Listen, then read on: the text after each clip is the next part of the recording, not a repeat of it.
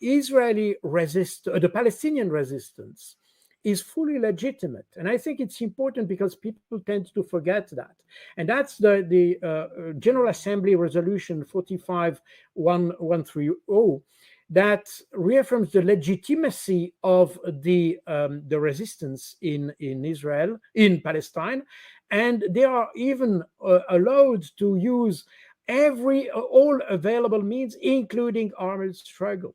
So the Palestinian resistance is in fact totally legitimate based on the international law, and that's for the reason we have this defined before, or viewed before, that the whole occupation of Israel, first of all, but also of the so-called occupied territories.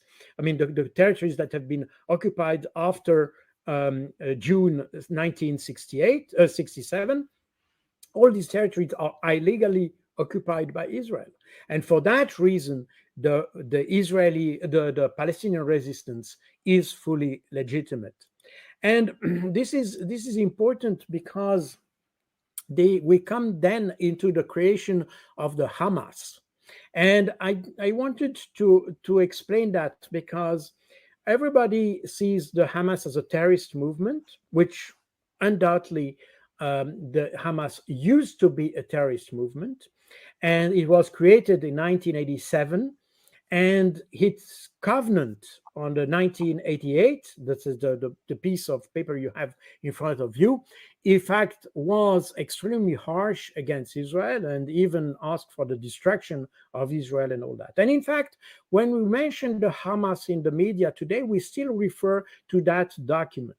But that's a lie, because in reality, since the Hamas was elected, in fact, in 2006 in the Gaza Strip, they started to take seriously the political dimension of the movement, and they adopted another charter,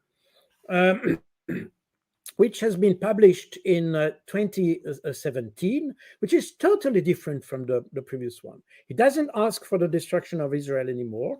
It still asks for a one-country solution, but it's absolutely not against the Jews, and it is explicitly not against the Jews. So when you have in the media that the Hamas want to destroy all the Jews and all that, is totally wrong. It's explicitly not so in the document. And in fact, there is also no indication that the Hamas has another policy than the one which is described in this document, by the way. Yeah, let me ask you something, Colonel, because I know that, well, first of all, I wanted to ask you a little clarification on something you just said a second ago about, you said the Hamas used to be a terrorist organization, implying that they were not. Now, I'm guessing that you mean like earlier in their formation, then for a period of time they weren't, and obviously they started to be on October 7th.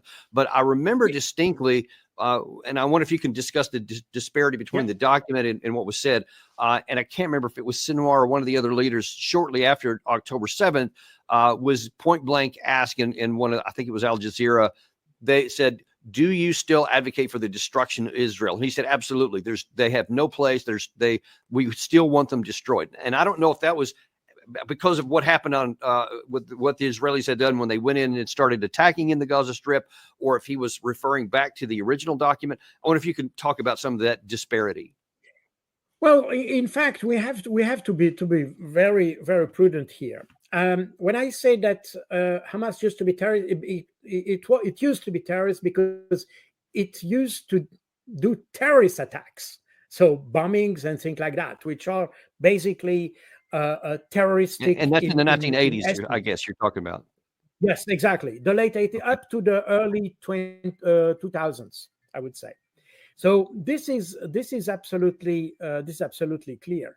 The thing is that they changed their policy because they realized, as did Yasser Arafat, by the way, in the 70s, that using terroristic approach was not the best solution to have international support, especially because after the 9/11, in the US, you had, in fact, the struggle against Islamists started to be everywhere in the whole world. And even the Israeli government at that point said, okay, so the US have Al Qaeda, we also have our Al Qaeda, this is the Hamas and all that. And as a result, the Hamas tried to distance itself from the Al Qaeda. And in reality, the Hamas is a purely Palestinian resistance movement. It has never waged any attack outside of the, let's say, the territory of Palestine, if you want. And it has never attacked any other power outside Israel. And this is the reason why the Hamas slightly changed its policy to have a more, let's say,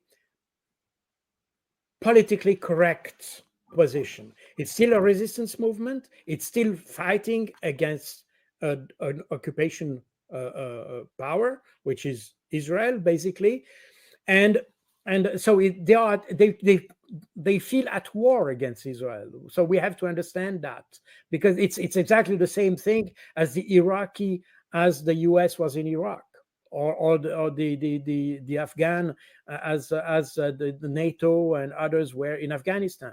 They feel at war against them, and that's exactly what the Palestinian feel. So therefore, we have to be very careful about what they say. Yes, of course, when you're against an enemy, you want to destroy your enemy. That's normal.